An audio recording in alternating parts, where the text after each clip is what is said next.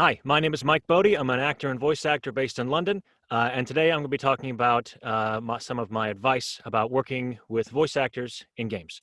I'm going to tell a little bit more about myself in my talk, so I'm going to go ahead and screen share, and we will get started. Alrighty.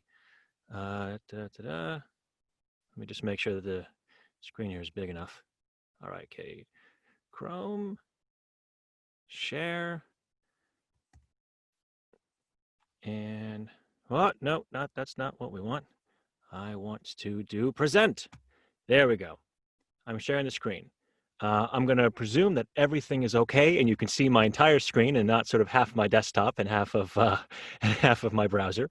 So that's a risk I'm going to take.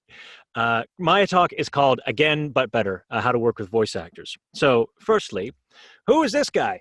This guy who's talking is me. My name is Mike Bodie, like I said, so I was checking the door. I've worked on over 40 games ranging from AAA IPs, two-person indie teams, and a lot of mobile titles. I own and run an industry-grade recording studio from home. And I also work as a voice director, a casting director, an English proofreader, and copy editor for in-game text, dialogue, that kind of stuff. I got my fingers in a lot of pies, if you will. Here are some of the games that I've worked on: Wolfenstein 2, Star Wars Battlefront 2, Ancestors Legacy, The Division 2, Ghost Recon Breakpoint, Wolverblade, Eastshade, Green Hell, Chess Rush, Synced Off Planet, and then a lot of stuff that I can't talk about. The previous games were ones that were probably more well-known than some of the than a number of the other things I've worked on. Thank you, Leonardo DiCaprio. So segue. Why have voice actors in a game to begin with? Well, for my money, games need things that are relatable. And probably the most relatable thing that everybody experiences is people. And for me, sound is kind of the first sense. Like when you're a baby in the womb, you can't see anything because your eyes don't work. And you don't really know what you're touching because you don't have any relation to what you're touching with your eyes. You can't smell anything. You can't breathe with your mouth. You can't taste anything, but you can hear things. And you can hear noises outside, and this is why mothers put headphones on their stomachs with classical music playing to help relax and engage the baby's brain waves and all that kind of good stuff. So sound for me is the first sense. And it's crazy, but it's true, but there are people who pretend to be other people. We call them con men and liars. I mean, actors. We call them actors. And having vocal audio in a game increases the perceived production value of that game. The game suddenly seems like, wow, you have the funds to do this kind of thing. And it's nice when people think your thing is worth more than the kind of the effort you've put in, if you will. And that being said, would games like Borderland or the Witcher series, Uncharted or Halo, would they be the same if they were all silent? Like if all of the characters just kind of like looked at each other and like nodded? I don't think they'd be the same. Like vocal audio is really important for those kinds of titles. A player experiencing a game and experiencing the character in the game that they're playing is kind of split into two ways. You experience it with your eyes and your ears. You don't play a game with your nose or with your mouth or with a fork. Like Razer doesn't make chroma forks and knives. Let's just put it that way. But they do make headsets and monitors. So the player will experience a character in two ways. One with their eyes, and that has to do with the character's visual design, how that character interacts with the environment, their animation, the locomotion, all the little small things in it that come from a visual perspective. And then you have with that character, there is a degree of the sound design, but as far as experiencing just the character alone, the first thing you experience is how they sound. What do they vocally sound like? How do they vocally react to things? And I'm not sort of specifically talking about ambient sound. I'm talking about how that character expresses themselves in the environment to other people as a character and as a person. It has to do with their vocal audio, and that's 50% of how the player is going to experience that character. This is Geralt of Rivier from the Witcher series. Now, strictly from a visual perspective alone, there is a lot that we can tell just by using our eyes. If we plug our noses and shut our mouths and put our hands over our ears, and we just use our eyes to look at this, we can see that aside from it being a very beautiful piece of artwork and illustration, he has blood on his gauntlets. He's got a crossbow in one hand, a meat hook on his belt. He's covered in armor. He's covered in scars. He's got a mean look on his face. He's got two swords on his back. Call me crazy. I don't think this is a guy you really want to pick a fight with. But suddenly all of this visual information that we receive has suddenly gone out the window and doesn't really hold that much weight and kind of gravitas if suddenly he sounds like Peter Griffin from Family Guy. It's not really that. It's not kind of as intimidating as you might think if it sounds like that. So this is my advice on how to work with voice actors. And I'm also going to preface this with that this is my experience as working as a voice actor primarily in the English language. There are, um, uh, and that'll get onto things like pricing and budgeting and stuff. Different countries and different languages have different pricing and budgets and how they'll get in actors for the work, so on and so forth. So my experience is primarily coming from an English language perspective. So essentially, there are two ways of getting voice actors into your games.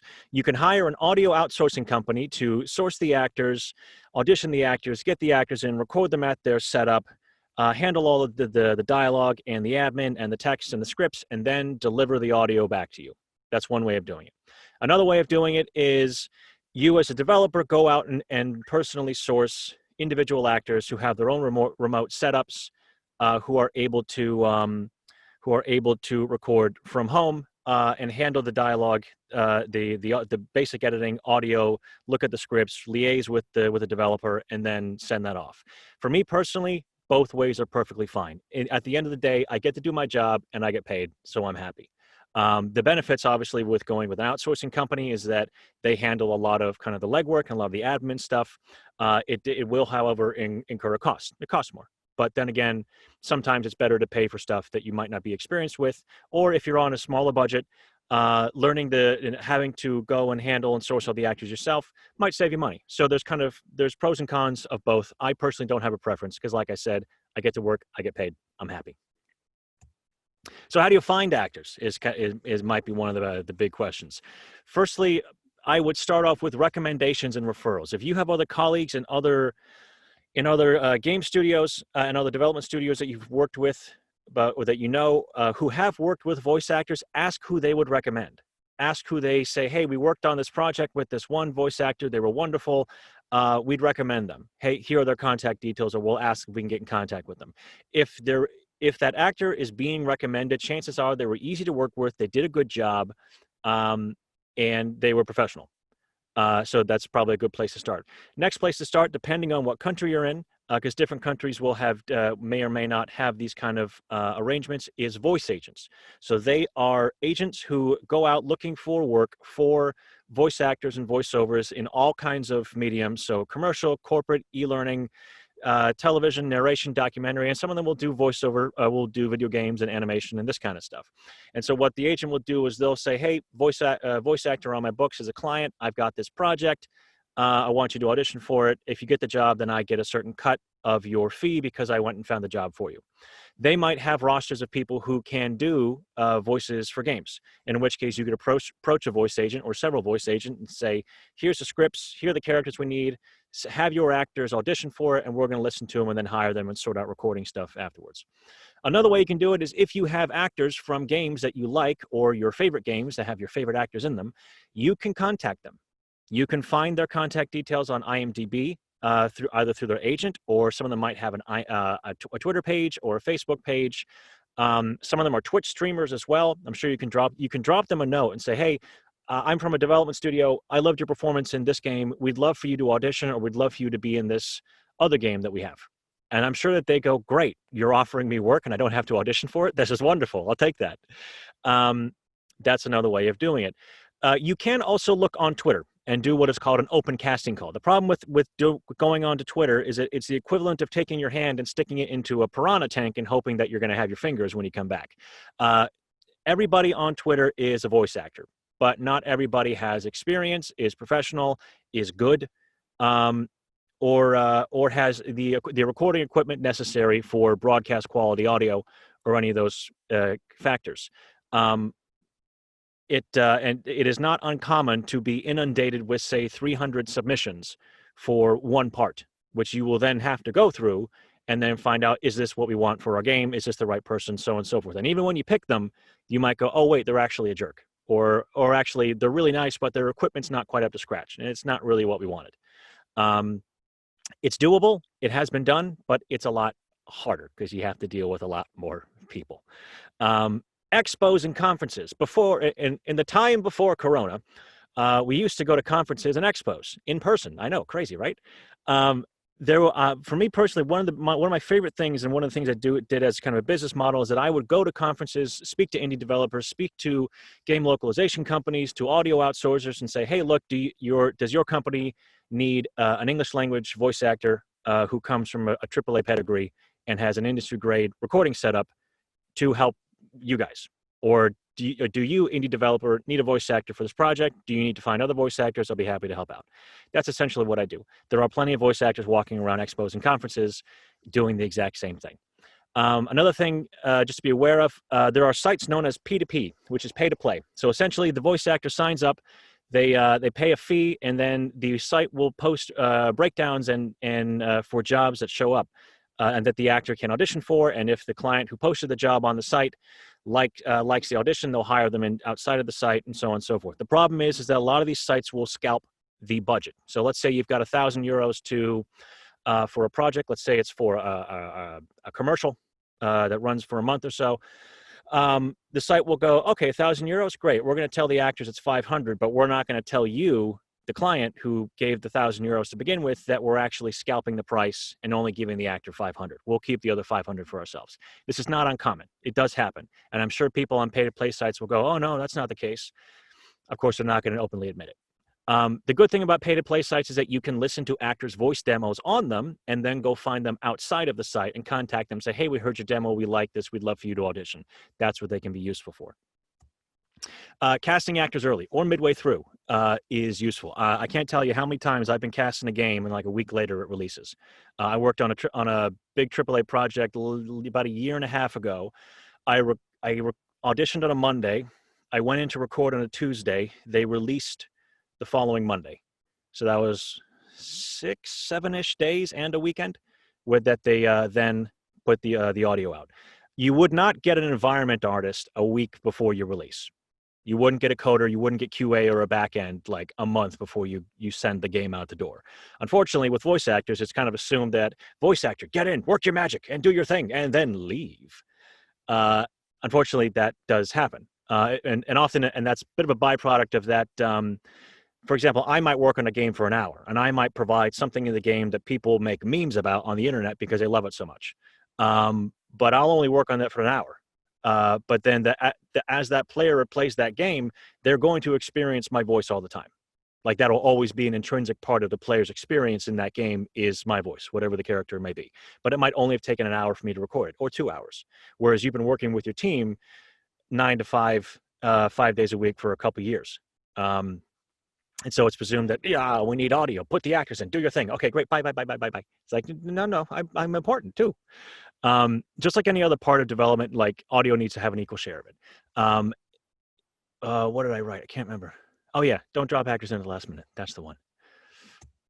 As far as directing actors go, there isn't really like a single most efficient way of doing it, in the same way that there's no single most efficient way of managing your team. Like you could be a jerk, or you could be nice, or maybe not hard enough.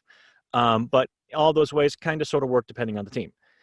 If you've never directed a voice actor before, hire a voice director. It is a very niche and particular skill. I say this as a voice director myself. I'm coming from an acting background, and I can see the text, and I know what the game's about, and I go, you know what? I know exactly how I want this to sound. I could do it myself, but they've hired this actor to do it, and I don't want to go to the actor and go, okay, can you do it exactly like this? And I tell them the line, and it's kind of like, well, why don't you do it? It's like, I mean, I would, but I'm not hired, so I got to find the words to explain to you how I want you to do it, without actually giving you a line reading, because that's really insulting to some people. It's a very niche skill. It might be that your writer or your narrative lead is actually a good director. Try them out. If not, it might be worth the investment getting them in to record, to direct the actors during the recordings. Casting for games is tricky because you can. Screen actors, for example, if you hire a screen actor, generally they have no voiceover experience whatsoever. They don't know what it's like being in a padded room, which kind of, well, like a spaceship, as mine kind of looks like. Being in a padded room, knowing how a microphone works. They're used to having big open spaces, costume, smells, and fake rain, and explosions, and all this kind of stuff going off, and they use that to inform their performance. But essentially, they're acting kind of in this space. essentially, from kind of the neck up to their nose is kind of where they're acting, as opposed to knowing that they can control their shot, or they're at a mid shot, or they're doing a wide shot and they're walking along somewhere, so on and so forth. They might lack basic vocal technique. Like if you got a screen actor to come in and do lots of shouting for Battlefield number 14, then it might they're probably going to ruin their voice because they don't know how to go, move, get down, oh no, I'm dying, that kind of stuff. In which case, then they hurt and their voice starts to bleed. It's a true thing. It happens. Theater actors might have great vocal technique for a stage where they have to fill a space of 800 seats. So their performances might be quite over the top, whereas maybe you need a little bit of subtlety. They might be great for really cartoony performances, but to having that kind of specificity for a microphone and the technical setup, they might not quite have that.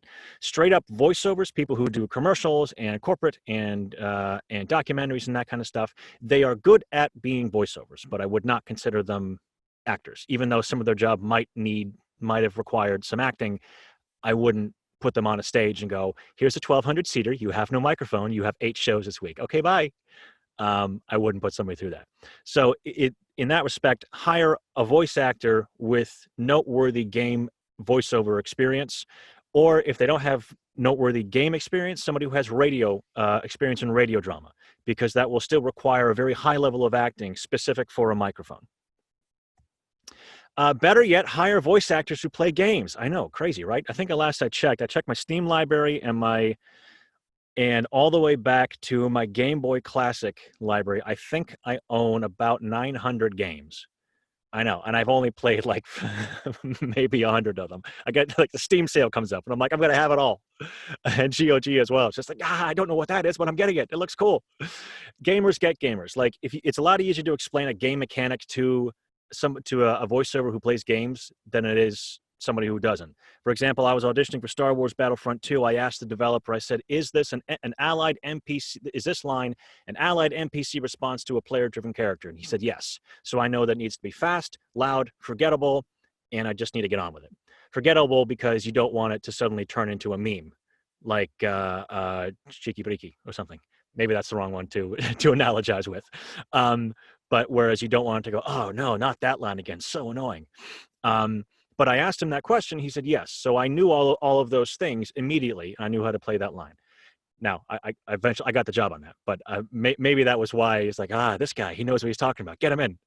I can't say whether that one question was the reason I got the job. I like to think a whole person was the reason. Me as a whole person was the reason. There are streamers who work as voice actors as well. Check them out. Some voice actors will stream for fun, like a friend of mine called Jay Britton. Check their credits, because there are plenty of people who say, I've worked on over 20 games. Like, great, I haven't heard of any of them, and none of them are released. Not everything that glitters is gold.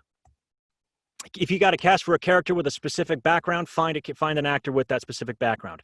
Whitewashing is casting an actor not from the background that actor is. In the last over quarantine, I was asked to play 3 different characters who were all of African, they were all persons of color.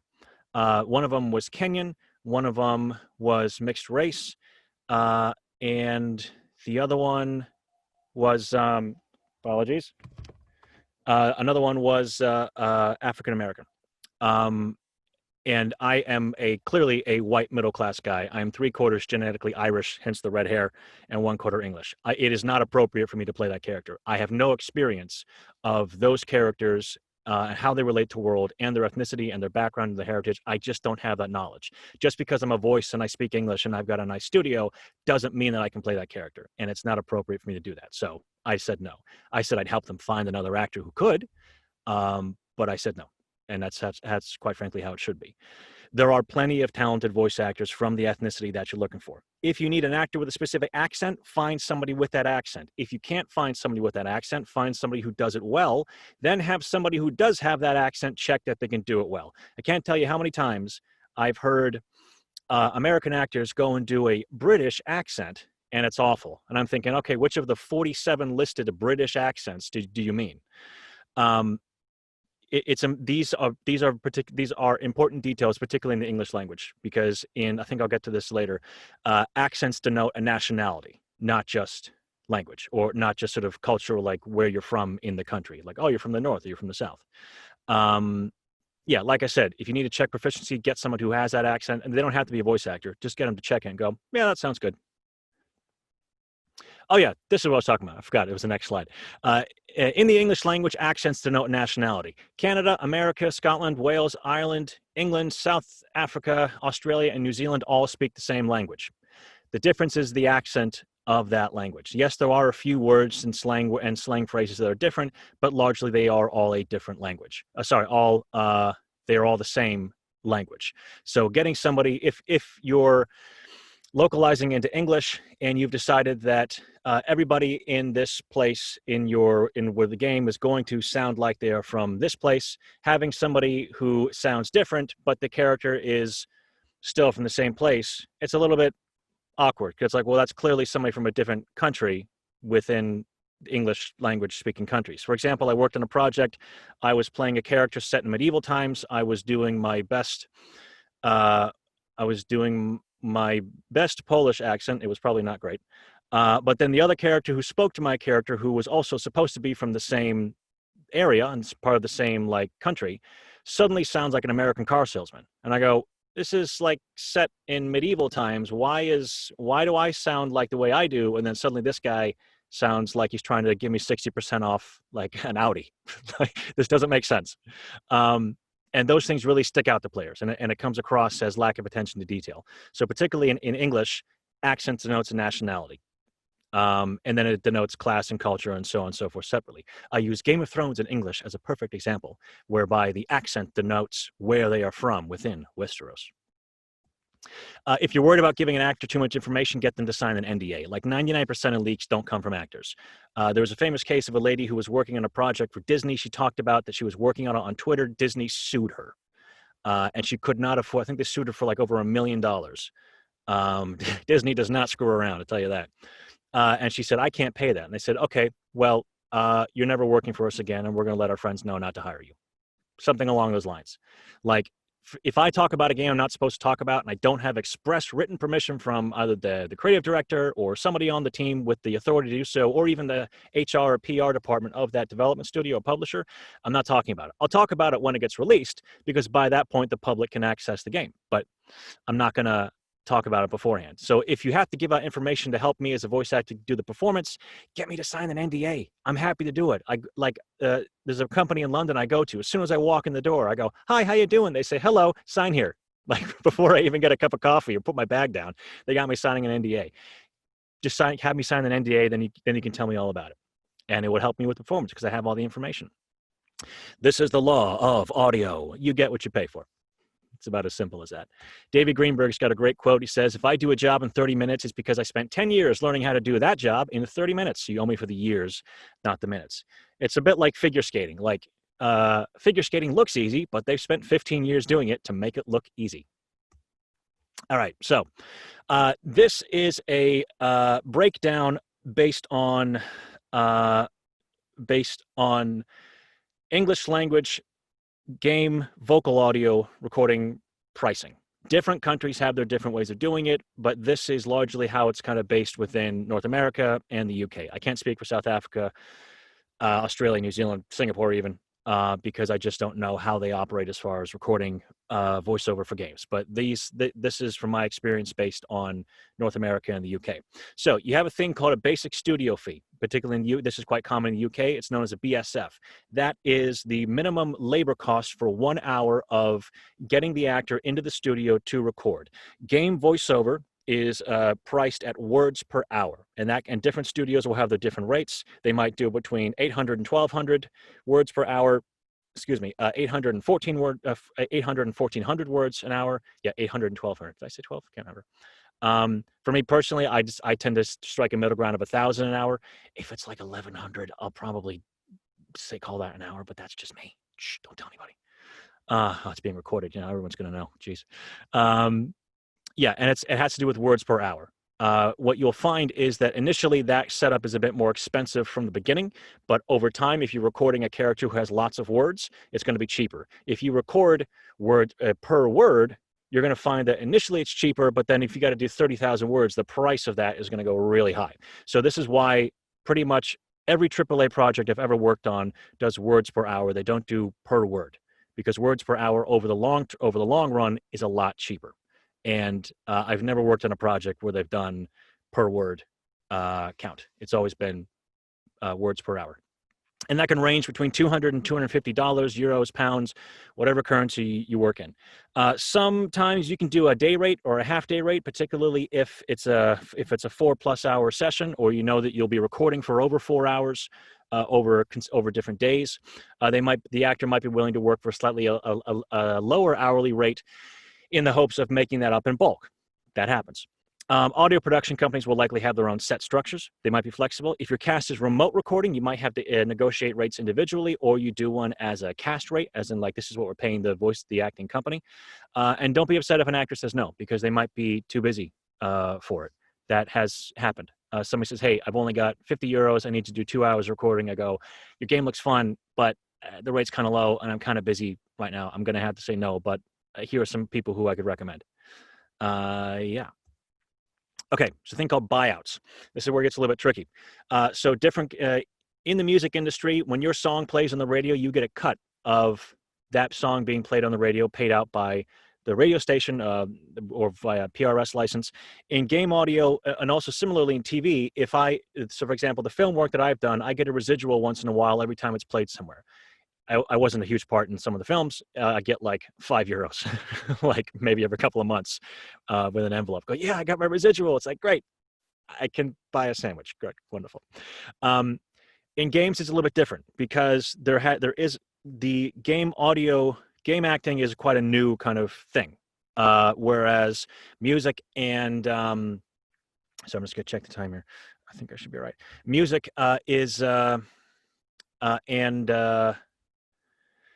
sorry, I've completely lost my train of thought. Right. Music and film and TV have been more established over the years. And only a couple of years ago did SAG-AFTRA have a strike going, you need to pay actors more for that, because a game will make $100 million, but then the actor won't see any of that. But the success of the game might have been driven by that actor's performance, because like I said, that actor's voice will always be a part of the game anytime somebody plays that game.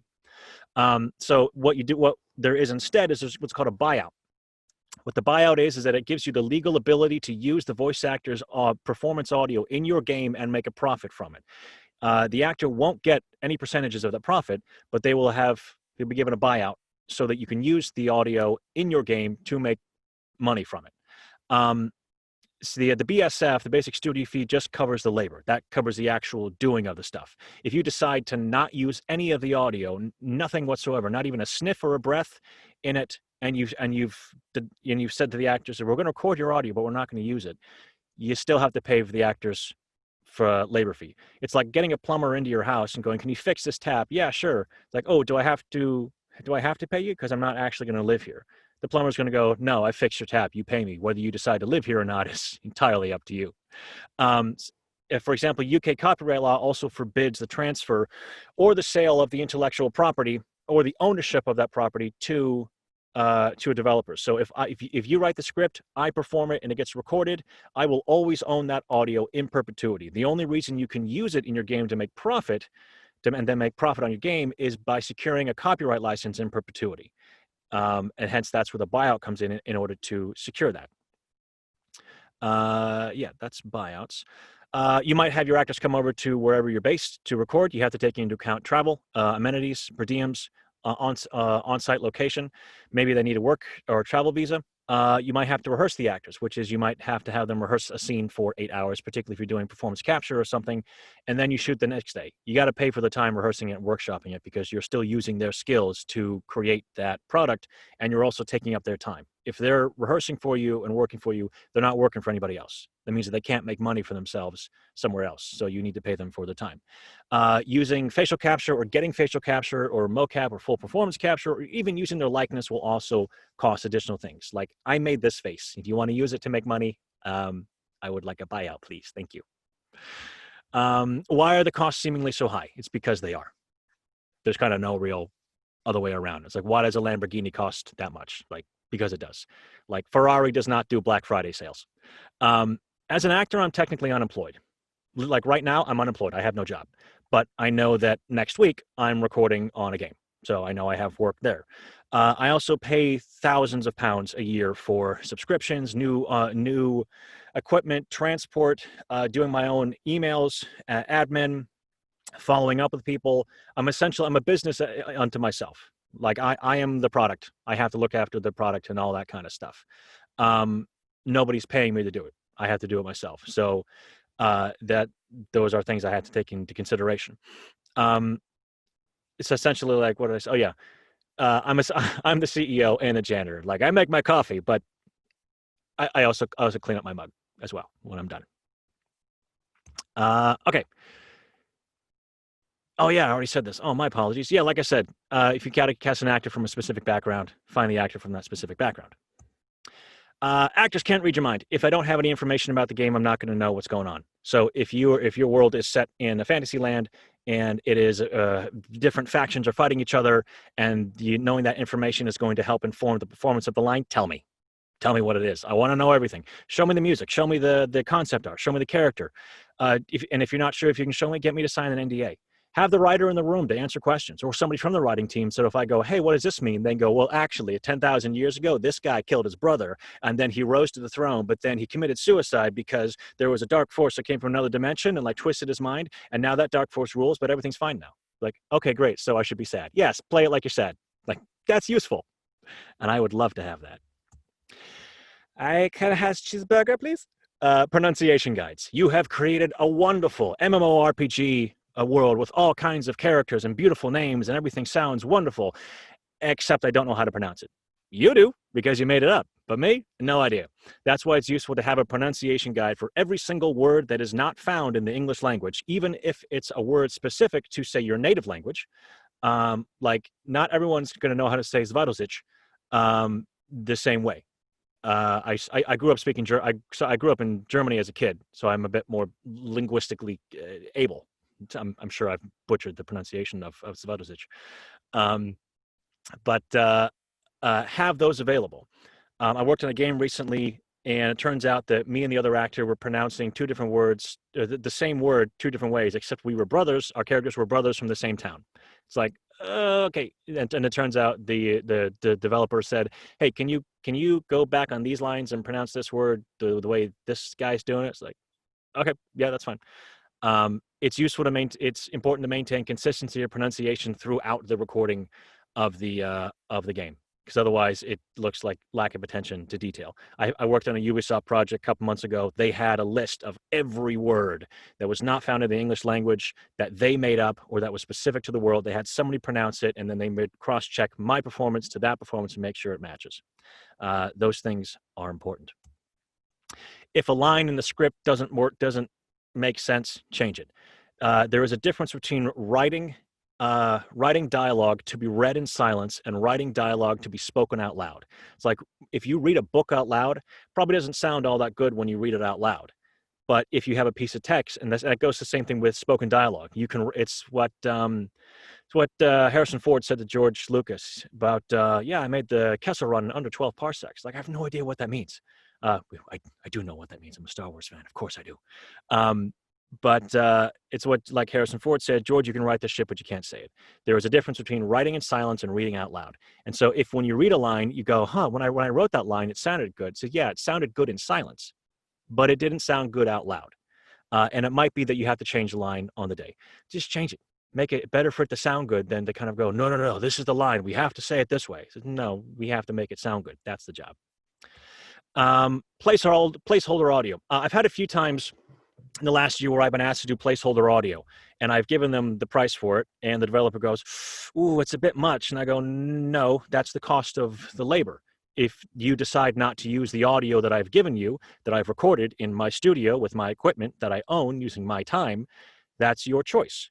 But at the same time, there is no reason I should give you a discounted price because I'm still doing the exact same job I would do whether that audio is placeholder or whether that audio gets used in the final game. So I have a comparison chart right here. The actor has to liaise with the client for both placeholder audio and final in-game audio. I have to review the script. I have to use either my equipment to record it, or I go to a studio outside of mine, like an audio outsourcing company, and we use their studio. I still have to perform the text to the best of my ability. I'm not going to do I don't get up in the morning and go, today I'm going to do a bad performance. That's not me, and nobody does that. And then the audio is sent off for the client to approval. The only difference that happens is I'm not paid a buyout. If that audio is not used in the final game, then that means then they don't have to secure a copyright license via a buyout payment to use that, because that audio is not in the game being sold to make profit for the developer. If they want to use my voiceover, and I hope that I do such a good job with the placeholder audio, they go, this is great, we're going to keep it, then they would have to pay a buyout fee. It's kind of like going to a restaurant, ordering a pizza, deciding not to eat it, and then going, well, I'm not going to pay for it because I didn't eat it. The restaurant's going to go, no, you pay for it because we made it for you. It's the same thing with placeholder. Placeholder audio costs exactly the same as in-game audio. The only difference is you don't pay a buyout on it. Yay, you found all the actors and you recorded them. It's all good. We're all done. Keep in contact with them. I'm Facebook friends, Twitter friends, Instagram friends, email friends, even, hey, let's grab a drink friends with a lot of the people I've worked with. Like, actors are not kind of a strange, mysterious thing you have to be afraid of. We're people as well. Like, I get up late and I sleep in on weekends. You follow them on Twitter, on Instagram, Facebook, and then Facebook friend them. When they can talk about the game, let them know. Say, hey, by the way, if you want to talk about the game on social media, that's great, because then suddenly their followers will see the game that they're working on, and your game's social media handles might not have their followers, but suddenly they do, because their favorite actor is in your game and they want to know all about it. Send the actors some merch if you had it. Send them a t-shirt, send them a badge. A Steam code, at least, or a GOG code, or Epic, whatever platform you use, is great, because then that allows me as the voice actor to go and find my voice being performed in the game and turn it into a little 30-second clip, put it up on social media, or show it off to another prospective client and go, hey, I worked on this game. Oh, you know that studio. Oh, great, you're friends. Oh, okay, great. Well, they can vouch for me for your project. Yeah, Steam codes are great. I love those. I don't need your collector's edition of weird fetus in a jar. Oh, bless you, Death Stranding. You are wonderful. I don't need the collector's edition. That's expensive and you can keep it. The Steam code is perfect for me. Let the actor know, like I said, when they can talk about it, give them credit for their work, whether they're a voice actor or a motion capture performer, make sure that their name is spelled correctly. Legally, my name is Michael Bodie, but I go by Mike Bodie because it's faster and looks better when you write it down, particularly because my logo down at the bottom is Mike within a mic. I know, funny, right? Invite them to speak about your game at a conference, because then they can go on their social media and talk about their stuff. And people who might not have known about your game but know about the actor will want to watch the actor, and then they can find out about the game. It's more digital real estate you didn't have access to. Create an IMDb page, put up a couple of pictures, list the actors on there. Again, it's more digital real estate for your game, and then the actor has another credit.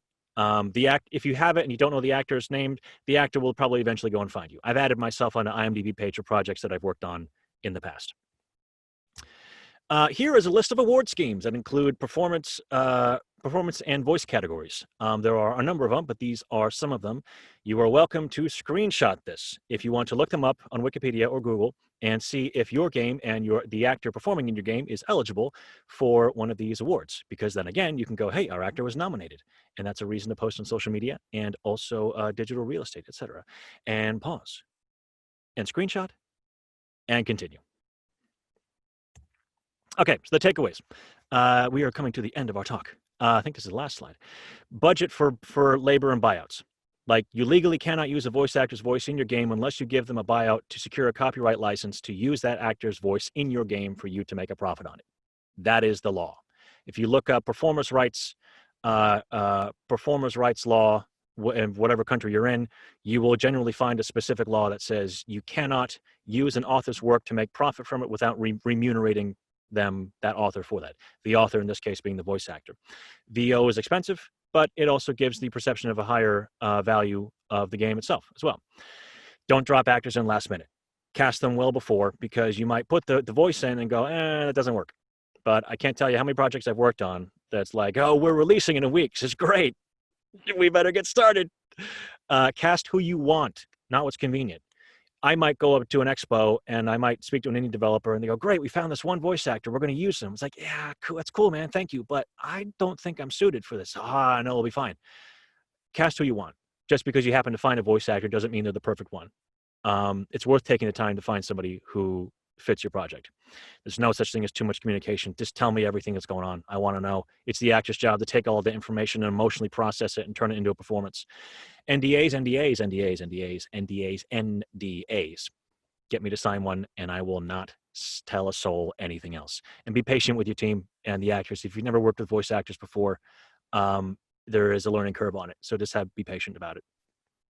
Yeah, I think that's me. Thank you for your time. My name is Mike Bodie. I'm a voice actor and an actor. You are welcome to follow me on all of my handles. I will not mind in the slightest. Feel free to screenshot that if you want.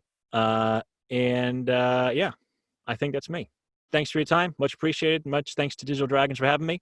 And I hope you have a good rest of your conference. Thanks a lot.